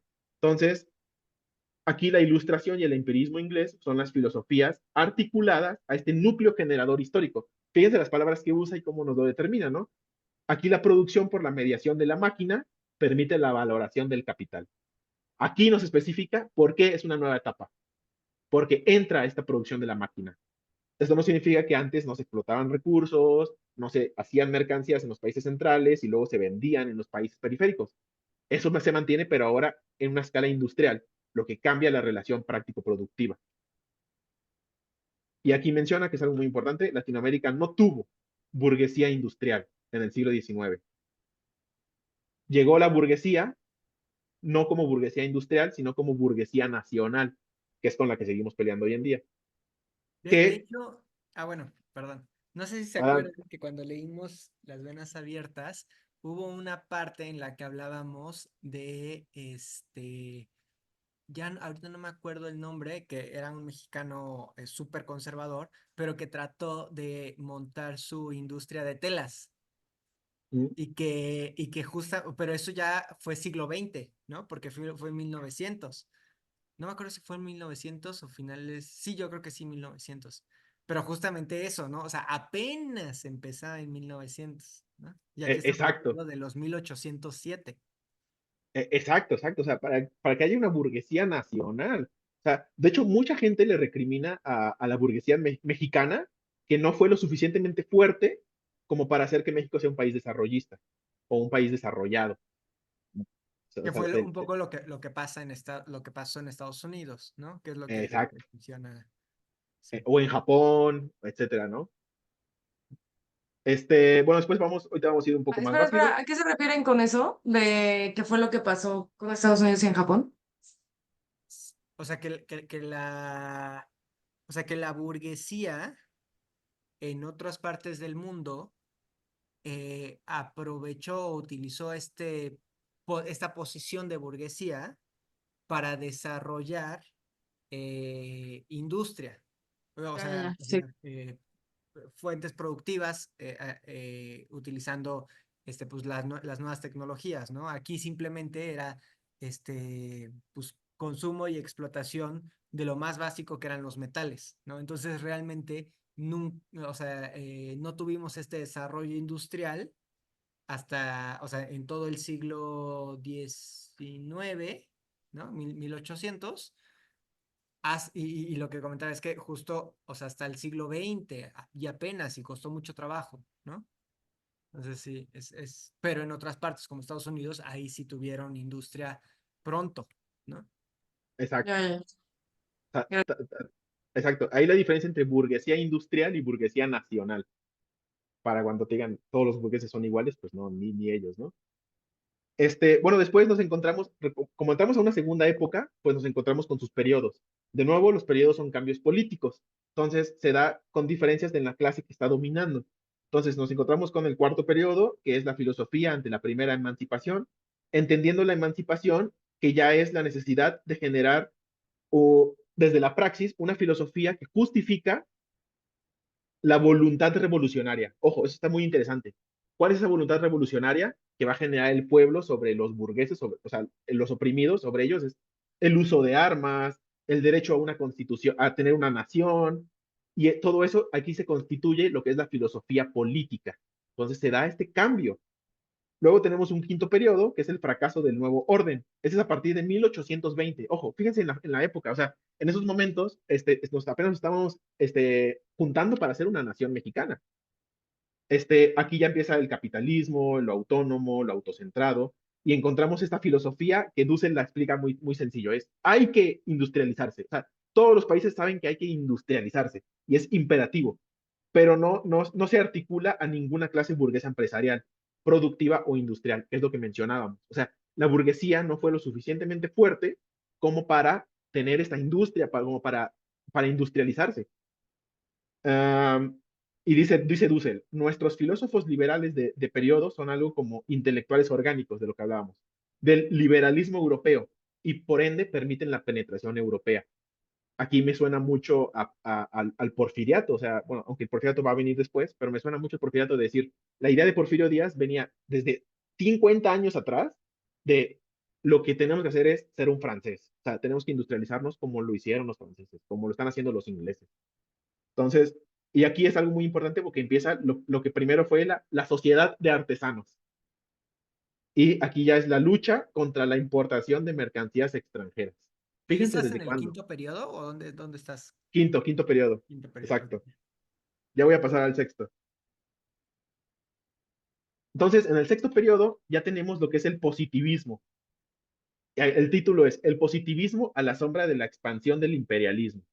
Entendiendo imperialismo como la monopolización, la concentración del capital productivo y financiero en el capitalismo central y la expansión en el mundo neocolonial. No es lo mismo capitalismo que imperialismo. O sea, Aquí, Estados Unidos. exacto, y los ingleses, exacto, sobre todo los ingleses en este momento. Y aquí tenemos el positivismo, es la ideología hegemónica. Se comparte con otras, pero es sobre todo la que domina. Entendiendo el positivismo como esto meramente fundamentado en todo conocimiento viene de un empirismo, o sea, tiene que ser experimentalmente probable, muy cientificista, etcétera, etcétera, etcétera. Entonces es aquí donde no se le atribuyen no se le atribuye un pensamiento filosófico a lo latinoamericano, porque para ellos carece de rigor científico. Entonces, este desarrollo estriba en articular estructuralmente la dependencia del imperialismo expansivo. Aquí hablamos del porfiriato, que es a partir de 1876, hace otro ejemplo como Roca en Argentina desde 1880, y aquí se da el triunfo del liberalismo. O sea, se dan cuenta cómo vamos a ir pasando, ¿no?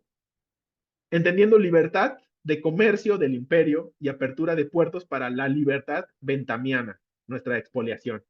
Ventamiana, hablando como este filósofo que generó lo que es la libertad para el liberal.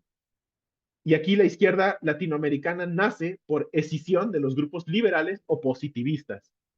¿Cómo respalda esto Dussel? Porque dice, porque no puede escindirse de la otra ideología que era la religiosa. Entonces, luego entramos a un séptimo periodo, que aquí ya es una segunda normalización. Espera. O Aquí yo sea, sí quiero. Ah, bueno, tú primero, Mariana. como eso último que dijiste, o sea, que la izquierda surgió gracias a que antes había un pensamiento religioso. Ah, no, completamente al contrario. O sea, había dos ideologías fuertes, que estaba Ah, todo lo que se iba a convertir del neocolonialismo, que se convirtió en el positivismo, o sea, que viene del empirismo inglés. Fíjate cómo viene, empirismo inglés, ilustración, o sea, meramente gente que se dedica a trabajar en oficinas, a leer, a escribir y toda la lógica y todo ese asunto, que termina por entrar en el positivismo, entendiendo que aquí la ciencia ya empieza a formarse, empieza a tener ese rigor que es tanto fuerte, y este positivismo lo que terminó por ser es la ideología que trabaja en favor del imperialismo. ¿Quiénes tienen esta ciencia? El imperio. ¿El positivismo para quién va a servir? Para este imperio. Este imperio se va a trasladando la idea de libertad. Y aquí es donde triunfa el liberalismo. Y la izquierda se escinde de los grupos liberales o positivistas, porque no se puede escindir de la otra ideología que se contraponía a estas, que era meramente aquella que venía de la religión. La religión, pues en sí, o ya es sea, muy conservadora. que era imposible para la religión separarse de eh, lo neoliberal. No, no, no. Estaban peleando las dos. Es que como utilizas la palabra escindir, Sí, eh, ahí voy. Piensa en un árbol. Las primeras dos ramas que se están peleando es la de la religión y la de el positivismo. ajá, Y del positivismo se escinde la izquierda. ajá. Así es, así está. Pero es que cuando añades la frase porque no se podía escindir de la religión, O sea, Es que se excluye, ¿no? exacto. O sea, exacto, lo que hace Dussel es por eliminación. Dice, como la izquierda no puede venir de la religión, ok, tuvo que, ajá, tuvo que haber venido de lo positivista. sí, Sí, esa era mi duda. O sea, sí, está bien. Va. claro, y, no, y aquí creo que es algo súper importante. Aquí no lo menciona tanto, pero a veces a los mexicanos nos hace cortocircuito, sobre todo los que nos gusta más o menos la historia, pero no sabemos tanto de la historia. El tema de, a ver, aquí se enaltece mucho a los liberalistas, ¿no? Este, Sin embargo, hay una corriente libertaria en Argentina y en otras partes del mundo, que es algo muy diferente a los liberalistas de la historia mexicana, ¿no? ¿Por qué? Porque es diferente. Porque en esa época o en esa, pues en esa época, periodo, o sea, lo que se buscaba era justamente esta contraposición a el conservadurismo que venía de un imperio, ¿no? Y que venía marcado del poder a través de la monarquía, ¿no? O sea, sí, Sí. había un poder, digamos que industrial, ¿no? Pero todavía estaba eh, en Latinoamérica ¿cómo decirlo? Este poder muy arraigado a la iglesia y la iglesia a la monarquía, ¿no?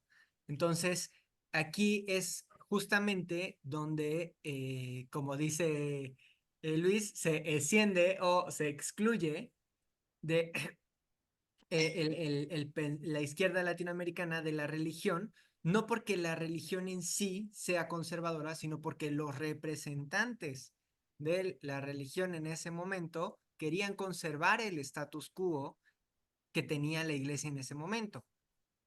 cosas básicas como el único registro de la población que existía lo tenía la iglesia, ¿no? O sea, y así muchas cosas, ¿no? Es el gran legado que deja Benito Juárez, el hecho de separar y quitarle ese poder a la iglesia. Hay un libro muy padre que a mí me gustaría recomendar, que es súper cortito, que es algo así como, y lo voy a buscar, pero es algo como historia para mis hijos o algo así como historia, Benito Juárez, historia para mis hijos, en la que justamente Benito Juárez narra, que, cómo fue de tortuoso todo esto, ¿no? El brutal poder que tenía la iglesia, ¿no? Que en este caso, pues estaba conectada completamente con los conservadores, ¿no? Sí, sí, de ahí que Benito Juárez es liberal, o sea, ¿sabes? O Exacto. sea, Y Benito y- Juárez por ejemplo, el Nigromante también, que es uno de los personajes más importantes de la mm, historia de México, ilustre bueno, López Obrador menciona mucho a la cantidad de perfiles increíbles de liberales, ¿no? Que eran excepcionales, ¿no? Que eran un ejemplo de vida, de congruencia, y discursos increíbles, ¿no? Justamente con el objetivo de liberarse del yugo del imperio, ¿no? sí, y sí, tienes, o sea, muy buenos aportes, porque tendemos a confundirlos mucho, ¿no? O sea, liberal, liberal antes, liberal ahora, neoliberal, no, es complicado en ese sentido.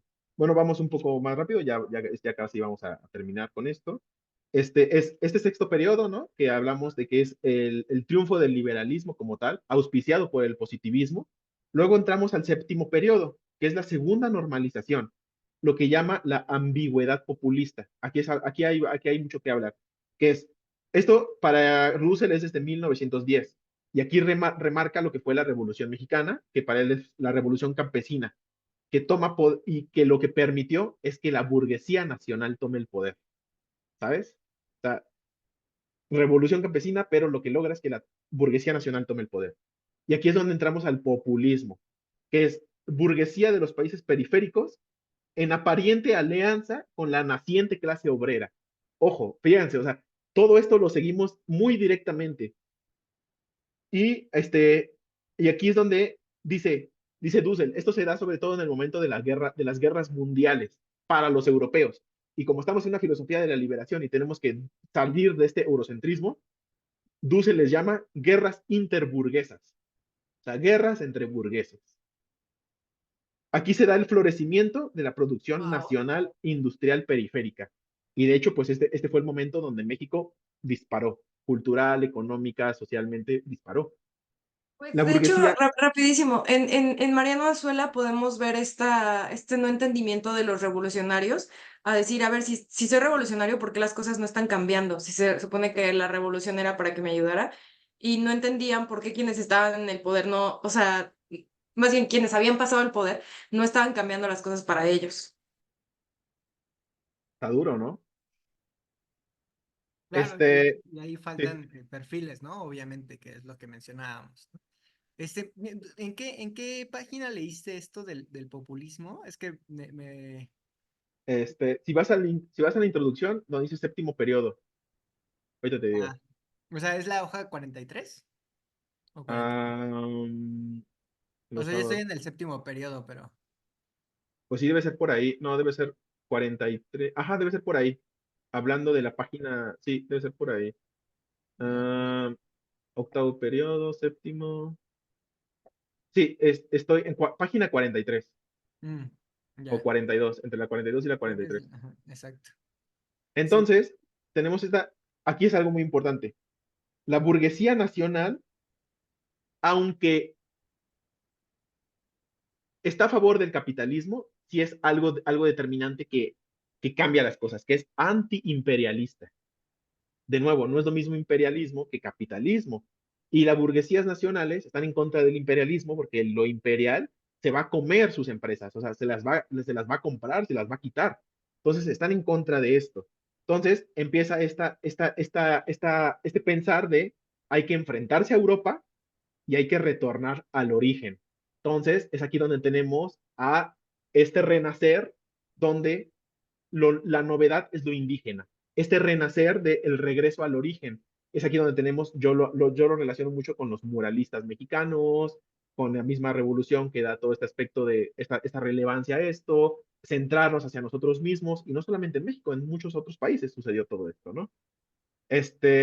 Luego vamos con un octavo periodo, y este octavo periodo lo llama los avatares de la crisis de la independencia, que se da entre 1945 y 1955, y se refiere a que hay una segunda generación de intelectuales orgánicos, que ya pasan del positivismo al cientificismo. Es aquí de lo que hablábamos de los gobiernos desarrollistas.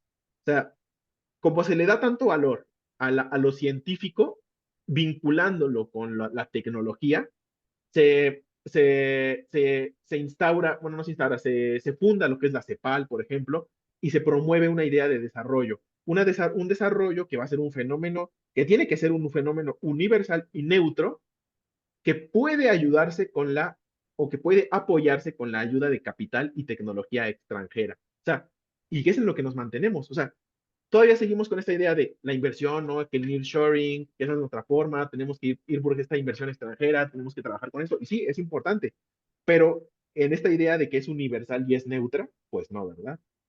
Entonces, estas corrientes consideran al pensamiento latinoamericano como sin rigor científico, que es lo que mencionábamos. Estamos hablando de un mero positivismo. ¿Qué significa esto? Que la filosofía que se haga acá o la ciencia que se hace acá, para los europeos, eurocentristas, protectores de su ciencia y de su tecnología, reconociendo el gran valor que tiene eso para la generación de capital, pues no van a permitir que lo latinoamericano tenga cierto rigor, ¿no? Y todavía en la ciencia todavía eso sucede bastante. Entonces se busca situar a la filosofía, ellos buscan situar a la filosofía en el plano de autonomía absoluta, sin articulación teórica ni práctica, con la realidad cotidiana del continente, ni su situación política, económica y cultural. Y esto me parece muchísimo más peligroso que el mero pensamiento amerindio, que no era una filosofía como tal, pero sí estaba en compaginación con sus estructuras sociales. O sea, sí estaba anclada a una práctica. Y ahora tenemos una filosofía proveniente de todo esto, positivismo liberal, cientificista, que trata de defender la dominación hegemónica de esos países que ya conocemos, pero que ya no se anclan a ninguna parte.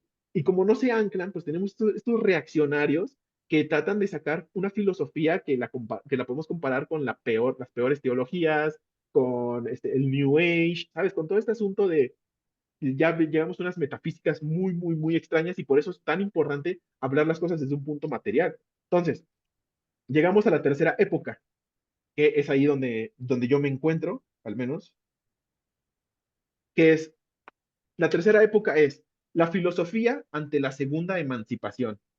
La segunda emancipación, entendiendo que la primera emancipación fue la de los burgueses, ahora tenemos la segunda emancipación, pero ahora es dada por el pueblo mismo. Si antes la burguesía nacional se sublevó, sí se dice así, ¿no? Se sublevó ante la burguesía industrial central de otros países, ahora el pueblo trata de sublevarse, que es donde nos encontramos, ante las burguesías nacionales. Y es aquí donde podemos, y ahí lo deja Dussel, es aquí donde podemos hablar que la filosofía de la liberación tiene tres momentos. Un primer momento, que es en el siglo XVI, por parte de autores como Bartolomé de las Casas. Un segundo momento, recuerdo, filosofía de la liberación, que es en el siglo XVIII, que se da por los rebeldes, que son anti-hispano-lusitanos, o sea, en contra de España y de Portugal. Y un tercer momento, que es a finales del siglo XIX, que se da por los obreros anarquistas, que lo que buscan es pensar la liberación popular, siendo crítica en su contexto político y económico. Y es aquí donde nosotros nos encontramos.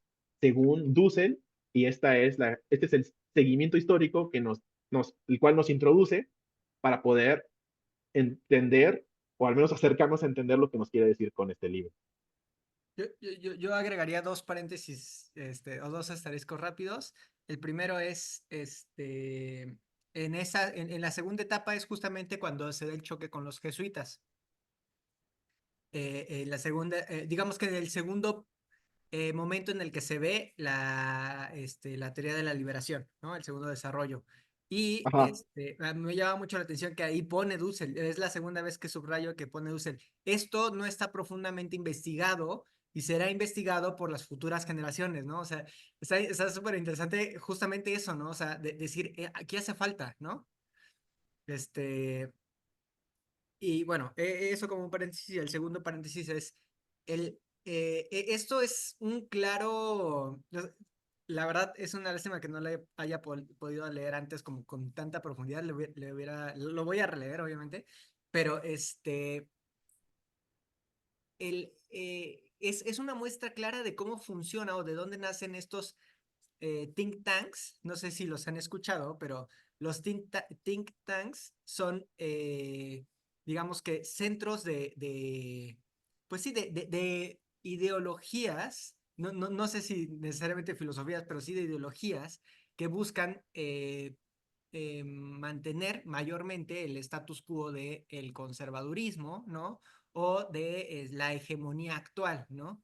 Por eso es tan peligroso cuando alguien que va a gobernar un país latinoamericano se educa en Harvard o se educa en Yale o en Stanford o en Oxford, porque justamente esos son los think tanks, ¿no? O sea, claro que puede haber maestros que sean liberales y que sean mucho más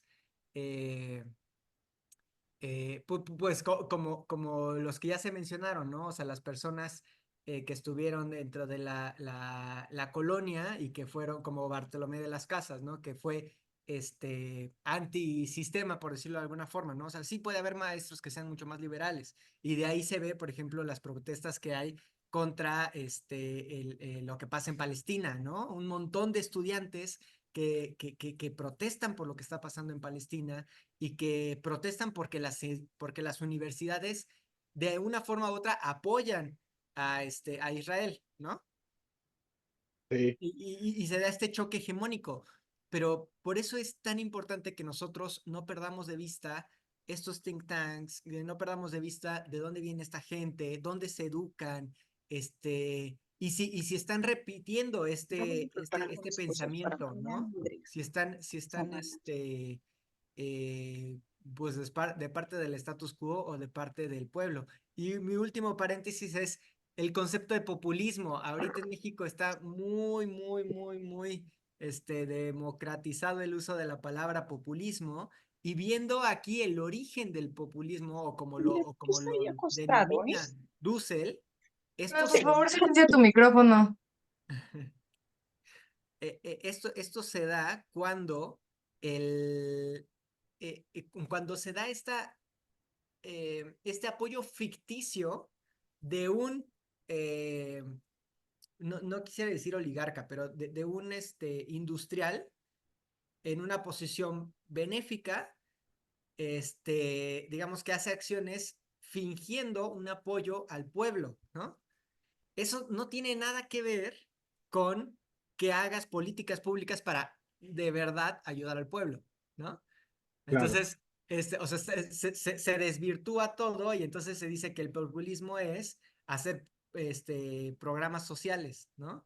Cuando en realidad el populismo era cuando un burgués buscaba engañar a la población fingiendo hacer cosas para ellos cuando en realidad no lo eran, ¿no? Al final no transformaban su estado de vida, como sí lo hace un programa social. Sí. Justo a mí también o sea, vi esa palabra y dije, órale, órale, órale, no creo que se refiere a lo mismo que creo ahorita, ¿no? Y de eso me he dado cuenta con varias palabras. Para empezar, mi primer shock fue la palabra materialista, por ejemplo. Yo lo tenía muy impregnado como alguien superficial, alguien que solo le interesaba como el, el dinero o las cosas materiales, ¿no? O sea, y esto es algo que te venden como de no seas materialista, fíjate en otras cosas, pero justo este discurso oculta el verdadero discurso de un materialista, que es estar consciente de su contexto material, ¿no? De dónde nació y lo importante que es que sí te fijes en las materias con las que cuentas para saber en qué contexto te encuentras, ¿no? Y lo mismo me pasó con el positivismo, que también, o sea, por muchos años, y también se ha vendido, que estoy segura que hay muchas personas que también creen que el positivismo es ser positivo, ¿no? Es ser optimista, es ser alegre. Y cuando me entero de que no tiene que ver con eso, es como de, ¿cómo es que toda esta hegemonía o esta filosofía hegemónica utiliza esas mismas palabras y les cambia el significado o hace que o crea un discurso en el que su significado se vea tergiversado, no tal cual de que vayas al diccionario y esté cambiado, sino de que con sus discursos y con todas estas ideologías, tú entiendas esas palabras de forma diferente y de forma que les convenga que no sepas lo que es positivismo, que no sepas lo que es ser materialista, ¿no? Igual que no sepas qué es lo que es ser populista, con tal de que no lo añadas a tu lenguaje y que creas que es algo bueno o algo que le conviene a todos. Por eso es tan peligroso cuando, y yo caí en algún momento en eso, el decir, digo, en la adolescencia, ¿no? Pero el decir, es que deberían de quitar la filosofía de los planes de estudio. ¿Por qué? Pues a mí, ¿de qué me va a servir la filosofía, no? Yo lo que necesito es aprender a trabajar, aprender a ser útil, ¿no? Y entonces te das cuenta, justamente lo que decía Luis, y que se presentará en varios trabajos y en muchas investigaciones, el hecho de cómo el neoliberalismo impacta tan profundamente que lo que nos interesa no es entender la realidad en la que vivimos, sino ser útiles y poder vender esa utilidad al mejor postor. Justamente. Sí, ahí completamente la lógica neoliberal se impregna en nuestro sentido común. Eso me parece tan peligroso, tan peligroso. Y es cierto, o sea, y pasa, o sea, tenemos muy metida esta idea de de la productividad y cómo voy a encajar, ¿no? Cómo voy a encajar como trabajador, etcétera, etcétera, etcétera. Y para qué me dan esta filosofía. Vamos a ver ahorita qué pasa con la nueva escuela mexicana. Yo sigo pensando que es muy buena idea que nos aventemos a leer un libro al menos al año o dos. Así, ahorita vamos a leer el libro de historia de tal año, no sé, ¿sabes? Y ver, revisarlo, etcétera, etcétera. Pero bueno, este libro creo que nos va a ayudar mucho para concretar estos conceptos que hemos hablado durante muchos años, ¿no? Y donde los entendemos, pero no los hemos concretado, o no los hemos enraizado, o no los hemos sujetado. Y ahorita este libro nos puede ayudar para sujetar muchos conceptos de estos. Yo creo que nos va a ayudar mucho para entender qué es lo que está sucediendo en México a nivel internacional y a nivel mundial. Nos puede ayudar mucho para entender qué es lo que sucede. El partido, iba a decir, bueno, el partido dominante hoy en día, pues sigue mucho de lo que Dussel trabaja, mucho de lo que él ha escrito, y pues vamos a ver, sobre todo creo que nos va a ayudar mucho para entender, bueno, desde dónde está gestando este cambio, ¿no? Desde dónde está llegando y cuál puede ser nuestro rol en él. Eso también es muy importante verlo, ¿no? Y pues si no tienen algún comentario, alguna otra pregunta, pues le damos para la siguiente sesión. Bueno, yo solamente, de hecho, Dussel fue uno de los fundadores de Morena, ¿no? Bueno, verá tú. No sabía eso. Bueno, yo referente, dices Luis, acerca de el gobierno que vamos a tener, ¿no? La verdad es que yo creo que vamos a tener, o sea, hemos estado yo personalmente asimilando lo que pasó el 2 de junio y creo que es algo que todo mundo y se va a llevar sus días a asimilarlo, ¿no? No me refiero al nivel de la política, de los que perdieron, me refiero al evento mundial. Yo personalmente estuve en una casilla y una señora llegó, me acuerdo, que se acercó y muchas personas felicitaban a los funcionarios de casilla por regalar su tiempo, por estar ahí, por hacer esa labor cívica, ¿sí? Hubo una que se acercó y nos dijo, estamos haciendo historia. Y yo la verdad me llamó mucho porque no la identifiqué con el partido Morena, que su frase es, sigamos haciendo historia, ¿no? Y de repente la trascendencia, ¿no? O sea, a nivel América del Norte, es la primera mujer que llega a ocupar la presidencia y es de izquierdas. A nivel internacional dicen, o sea, la reacción que se había dado era que votaban y ganaba la oposición, no la continuidad. Y que aquí se haya dado la continuidad con tal contundencia es un hecho ya histórico, definitivamente. No se había mencionado el miércoles pasado, pero yo pienso que todos estamos asimilando lo que sucedió el 2 de junio. O sea, Dussel es la base. Yo creo que es muy interesante y muy importante porque pues es innegable con la vergüenza que esto pueda causarnos a los que somos católicos, que ahí la iglesia tuvo una posición muy vergonzosa y que hay que buscar. O sea, yo no voy a cambiar de religión. Entonces digo yo, tal vez hay que cambiar a la teología de la liberación y Dussel también es teólogo y de la teología de la liberación, obviamente, ¿no? Entonces, pues sigamos asimilando desde donde estemos, desde la trinchera que estemos, este suceso histórico, ¿no? Gracias. Sí, Sí, muy de acuerdo con que lo vamos a seguir asimilando. O sea, creo que a mí todavía no me cae el 20 del impacto del 2 del 2 de junio, ¿no? O sea, para empezar, hasta que entendí que era una mujer la que iba a ser presidenta, fue cuando vi una conferencia de prensa reciente y dije, espera, no estoy viendo a una comentarista, no estoy viendo a una incluso gobernadora, o sea, estoy viendo a la presidenta virtual y es una mujer y como que no había captado el decirlo, o sea, como la importancia de decirlo. Y luego el pensar eh, cómo estos votos y, pues, se vieron súper reflejados en toda la República y esta incertidumbre de qué va a suceder, ¿no? No como algo malo o bueno, o sea, solo como estamos viviendo algo así como de shock, ¿no? Entonces, que lo menciones sí, o sea, me hace sentir que como me confirma, como lo que estábamos hablando al inicio, que todos estamos tratando de asimilar eso, ¿no? Y quién sabe hasta cuándo vayamos a poder ver como el impacto que tuvo.